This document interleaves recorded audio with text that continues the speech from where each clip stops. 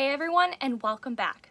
I hope you all had a happy and safe New Year's, and I think we can all welcome 2021 with open arms. For the first video in the new year, I wanted to focus on an unsolved case that I'm really hoping gets solved this year. Of course, I hope that all unsolved cases eventually have a resolution, but there's some that really stick out to me and make me question how they aren't solved yet. So this is one of them. The murders of Abigail Williams and Liberty German perplex me so much because there's actual video, pictures, and audio of their killer, but somehow it's still unsolved. So let's get into it. On Monday, February 13th, 2017, 13-year-old Abigail Williams and 14-year-old Liberty German decided to go for a walk on the Monon High Bridge Trail in Delphi, Indiana. They had the day off from school and they were going to take advantage of it by taking pictures and going on an adventure.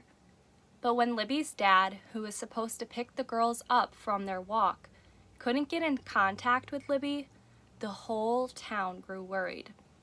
The family searched the trails, but when they couldn't find Abby or Libby, they filed a missing persons report that night.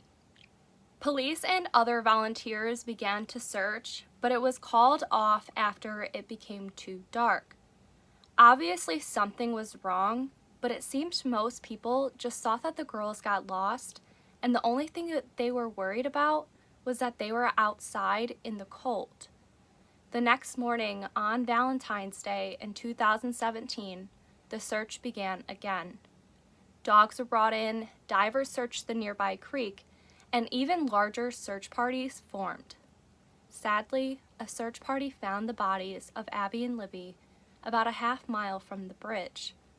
To this day, no one but the police know the cause of the girl's death other than it was a double homicide.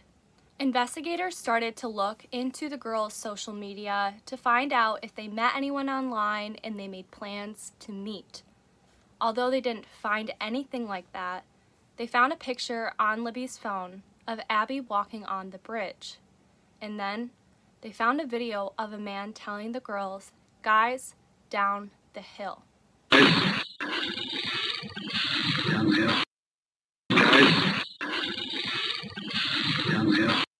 Guys. Downhill. It is also reported that they found another video of the girls talking, claiming they were concerned about the creepy man who was walking behind them. That has never been released to the public, though. A still picture from this video was released to the public, along with the audio of the man saying, "down the hill," but the quality was not very good. Months later, a composite sketch was released to the public, which led the investigation into a twisted spiral.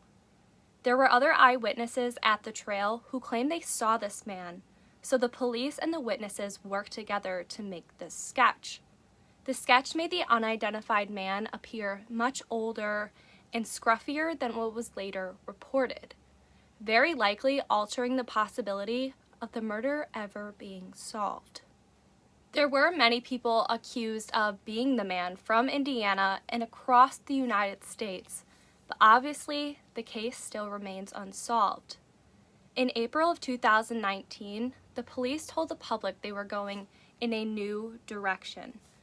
A new composite sketch was released that looked completely different than the first one.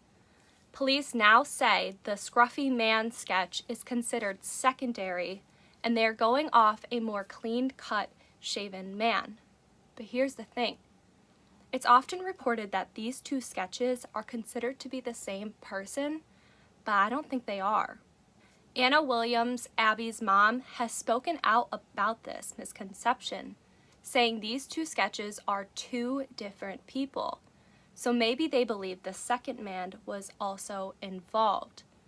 They say he is between 18 to 40 years old, but say that his youthful appearance may make this man appear younger than he really is.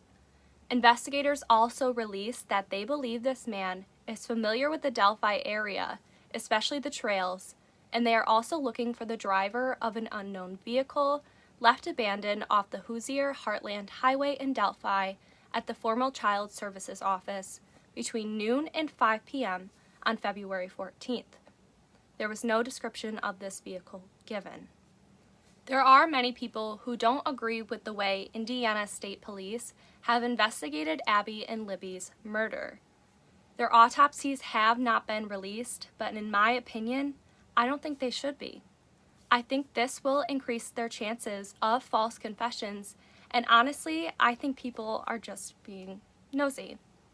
But the fact that they have changed the composite sketch to what looks like a completely different person and haven't released the information about the car really deters any help in this case.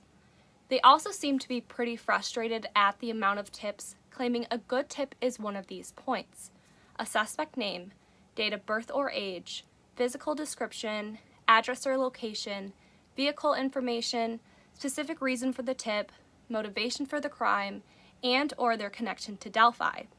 Although I agree with all these points, it just makes it seem as though they're trying to deter tips. I'm not saying that they are, but it can come across that way.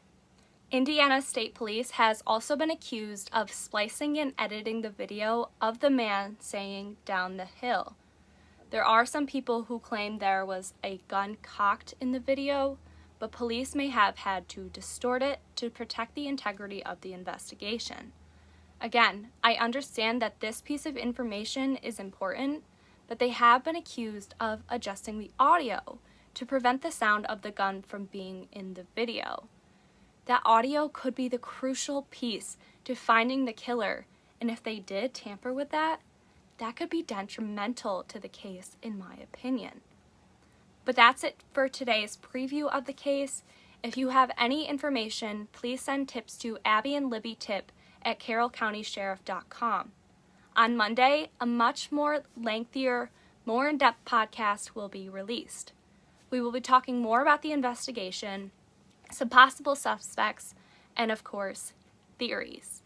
Thanks for listening to Let's Talk Crime, and I'll see you next time. Bye.